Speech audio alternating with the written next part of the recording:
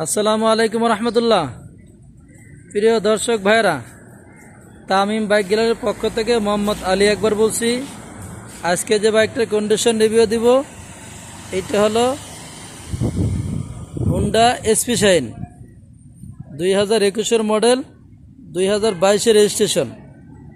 গাড়িতে কোথাও কোনো স্পট নাই, গাড়িতে কোথাও কোনো ভাঙাচোরা নাই, একদম নতুনের মতো আছে। এটার ডিজিটাল নাম্বার স্মার্ট কার্ড গাড়ির সাথে আছে।